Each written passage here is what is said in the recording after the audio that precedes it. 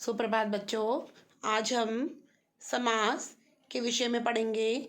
मैंने आपको पिछले प्रकरण में समास के विषय में बताया था कि समास क्या है, समास कैसे बनते हैं, समास का विग्रह कैसे होता है, समास के कितने पद होते हैं। पहले आज हम उन्हीं के बारे में पुनरावृत्ति मीन्स रिवीजन करेंगे और फिर हम आगे की पाठ पढ़ेंगे। समास पुनरावृत्ति। सबसे पहले बच्चों, समास का शाब्दिक अर्थ। समास का शाब्दिक अर्थ मैंने आपको बताया था संक्षेपीकरण। संक्षेपीकरण मीन्स किसी भी शब्द का बड़ा रूप और उसको छोटे रूप में लिखना समास का संक्षेपीकरण कहलाता है। समस्त पद क्या है? जब दो शब्द मिलकर एक नया शब्द बनाते हैं तो वह नया शब्द क्या कहलाता है?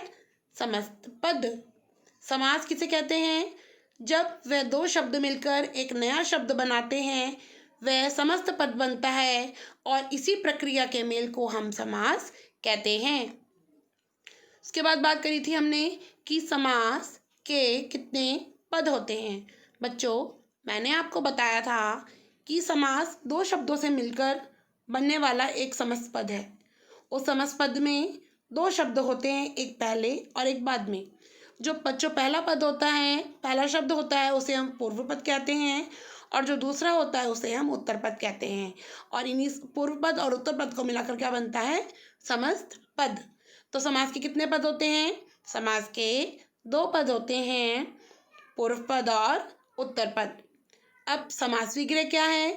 समास विग्रह बच्चों, जब हमने उस समस्त पद को विग्रह किया, उसका अर्थ निकालकर हमने उसको नया रूप दिया, वही हमारा समास विग्रह कहलाता है।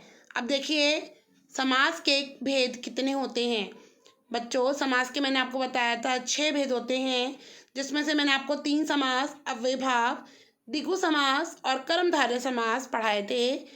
6 और 3 भेद रह गए थे, द्वंद्व समास, बहुव्रीहि समास और तत्पुरुष समास। वो हम आज पढ़ेंगे। लेकिन पहले मैं आपको अव्ययभाव समास, द्विगु समास और कर्मधारय समास को एक बार बताती हूँ। अव्ययभाव समास, अव्यय कुछ अलग जिसमें कोई परिवर्तन ना हो सके, वह अव्ययभाव समास कहलाता है। द्विगु, जिस समस्त पद का पहला पद संख्यावाची हो, न्यूमेरिक हो, वह द्विगु समास कहलाता है। कर्मधारय, जिसमें पहला पद दूसरे पद की विशेषता बताता है, वह कर्मधारय समास कहलाता है। आइए अब हम पढ़ेंगे आज द्वंद्व समास, तत्पुरुष समास और बहुव्रीहि समास। सर्वप्रथम हम पढ़ेंगे द्वंद्व समास। जिस समास में दोनों पद मीन्स पूर्व पद और उत्तर पद प्रधान हो और विग्रह करने पर दोनों के बीच और, या, तथा, अथवा जैसे योजकों का प्रयोग हो उसे द्वंद्व समास कहते हैं। बच्चों, उत्तर पद और पूर्व पद मिलकर बना समस्त पद। जब समस्त पद को हम विग्रहित करेंगे तो उनके बीच में, दोनों शब्दों के बीच में आपको योजक चिन्ह की जगह आपको कुछ शब्द आपके माइंड में आएंगे, जैसे और, या, तथा, अथवा। आप तभी पहचान जाएंगे कि यह योजक चिन्हों का प्रयोग इन शब्दों के माध्यम से हुआ है, इसलिए वहाँ पे कौन सा समास है? द्वंद्व समास। आइए देखते हैं इसके उदाहरण। समस्त पद, रात, योजक चिन्ह, दिन। क्या है बच्चों आपके मस्तिष्क में? रात और दिन। भाई, योजक चिन्ह, बहन, भाई और बहन। गुरु, योजक चिन्ह, शिष्य, गुरु और शिष्य। देखा आपने कैसे समस्त पद के बीच में योजक चिन्हों का प्रयोग किया गया, जो योजक चिन्ह हमें और की पहचान करा रहे थे। दूसरा है हमारा तत्पुरुष समास। आपने कारक पढ़े हैं, कारक के चिन्हों से भी आप भली भांति जानते हैं। आपको पता है उनके बारे में कि कारक के चिन्ह क्या है? कर्ता ने कर्म को करण से, संप्रदान के लिए, पदान से, काके की, के लिए, से, के द्वारा, ये सब क्या है? हमारे कारकीय चिन्ह। जिस समास का उत्तर पद प्रधान तथा पूर्व पद गौण होता है, पहला पद गौण और दूसरा पद उत्तर पद प्रधान होता है, इसमें कारकीय चिन्हों का लोप होता है। उसे तत्पुरुष समास कहते हैं। बच्चों, जिस समास में दोनों शब्दों के बीच आपको कार्य के चिन्हों का लोप अर्थात कार्य के चिन्ह छिपे हुए मिले, आपको लगेगा कि जब आप वो शब्द समस्त पद बोलोगे और उसको आप विग्रह करने की कोशिश करोगे तो उन शब्दों के बीच में आपको कार्य के चिन्ह मिलेंगे। उदाहरण के माध्यम से देखिए, जैसे था जन्मांध। जन्मांध मीन जन्म से अंधा। तो जन्मांध समास पद समस्त पद जो था, जब हमने उसका समास विग्रह किया तो जन्म से अंधा, जन्मांध के बीच में से छुपा हुआ था, से कार्य के चिन्ह का लोप था, जो जन्मांध से क्या बना, जन्म से अंधा। घुड़सवार, गुड़ मीन्स घोड़ा, सवार मीन्स सवारी, घोड़े पर सवार। इसमें कौन सा कार्य के चिन्ह का लोप था, पर। गंगा जल, गंगा का जल। तीसरा है हमारा बहुव्रीहि समास। जिस समास में पूर्व पद तथा उत्तर पद दोनों में से कोई भी पद प्रधान ना हो, कोई अन्य पद ही प्रधान हो, वह बहुव्रीहि समास कहलाता है। बच्चों आप देखिए कि इसमें ना तो पूर्व पद प्रधान है और ना ही उत्तर पद, लेकिन वहाँ कोई तीसरा ही प्रधान है, मीन्स कोई तीसरे को इम्पोर्टेंस दी जा रही है। तो वहाँ देखिए कि कोई तीसरा छिपा हुआ है, कोई अन्य पद ही प्रधान है, तो वहाँ पे कौन सा समास होगा हमारा, बहुव्रीहि समास। उदाहरण से देखते हैं, महावीर। समस्त पद क्या है बच्चों हमारा, महावीर। महा प्लस वीर, महान वीर। कौन है वो महान वीर? आपको लग रहा होगा कि यहाँ कोई तीसरा है, कोई तीसरा पद ही यहाँ प्रधान है, कोई तीसरा शब्द ही यहाँ प्रधान है। तो बच्चों देखो, महान वीर, महान वीर है जो, कौन, हनुमान। पीताम्बर, पीत मीन्स पीला, अंबर मीन्स आकाश। पीले अंबर हैं जिसके, अर्थात श्री कृष्ण। नीलकंठ, नीला कंठ है जिसका, भगवान शिव। देखा आपने, देखा कि इसमें किस तरीके से छुपा हुआ था। अब मैं आपको समझाऊंगी कि आप समास करना तो जान गए, लेकिन उनके बीच में कुछ ऐसे चिन्हों, कुछ ऐसी पहचान है, कुछ ऐसे बिंदु हैं जिससे आपको समास बहुत आसानी से समझ में आ जाएंगे। सबसे पहला है अव्ययभाव समास।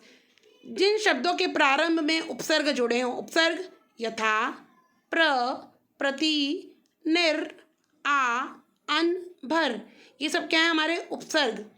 उदाहरण, यथा से स्टार्ट हुआ यथाशक्ति, प्रति से स्टार्ट हुआ प्रतिदिन, भर से स्टार्ट हुआ भरपेट। ये कुछ पहचान है कि आप उपसर्ग के, आपको जहाँ उपसर्ग मिले वहाँ पे आप अव्ययभाव समास का प्रयोग कर सकते हैं। दूसरा है तत्पुरुष समास। तत्पुरुष समास में मैंने आपको बताया कि समास को अलग करने पर बीच में का, की, को, के, लिए, में, पर आदि कार्य के चिन्हों आपको मिलते हैं। मीन्स उनका प्रयोग किया जाता है लेकिन वे छुपे हुए होते हैं। जैसे रंगमंच, रंग के लिए मंच। वनवास, वन को वास। नेत्रहीन, नेत्र से हीन। तो ये किसकी पहचान है, तत्पुरुष समास की। कर्मधारय, शब्द के दूसरे पद की विशेषता बताई जाती है। आप कैसे लगाओ, आप देखो, आप शब्द की दूसरे पद की विशेषता पहले शब्द द्वारा बताई जाती है। दो पद होते हैं समस्त पद में। उत्तर पद की विशेषता कौन बताता है, पूर्व पद, पहले वाला पद।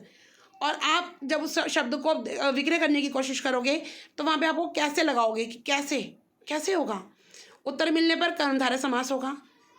मृगनयन, मृगनयन, नयन कैसे थे, आगे कैसे, मैंने आपको बताया ना कैसे का प्रयोग होगा। नयन कैसे थे, मृग के समान। मृग के नयन कैसे हैं, मृग जैसे। तो मृगनयन, मृग के समान नयन। द्वंद्व, योजक चिन्ह का प्रयोग होगा और विग्रह करने पर और अथवा या तथा का ज्ञान होगा। जैसे लेन देन, लेन और देन। माता पिता, माता और पिता, और की जगह क्या यूज़ किया गया विग्रह समस्त पद में, योजक चिन्ह। योजक चिन्ह के अंदर क्या छुपा हुआ है, और। द्विगु समास, द्विगु समास की पहचान बताई थी जिसमें पहला पद संख्यावाची हो और इसमें समूह का बोध होता है। समूह मीन्स ग्रुप।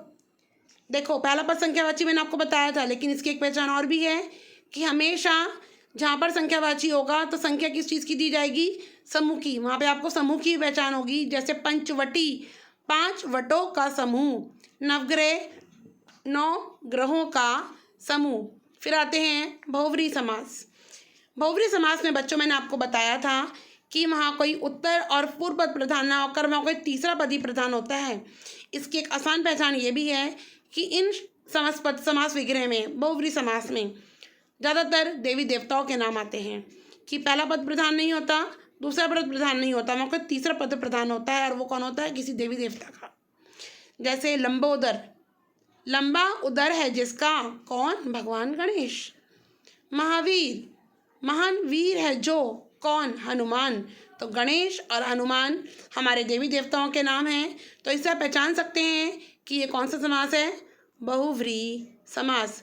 बच्चों आपको समास समझ में आए होंगे। मैंने इसके संग वर्कशीट दी है आपको, वो आपको सॉल्व करनी है। और मैंने आपको पिछली बार भी उन 3 समास के आधार पर वर्कशीट दी थी जो आपके लिए एग्जाम्स के लिए बहुत इंपॉर्टेंट है। आप दोनों वर्कशीट को ध्यान से समझकर वीडियो के माध्यम से सॉल्व करेंगे, और आपकी जो भी परेशानी है वो आप पूछने की कोशिश भी करेंगे।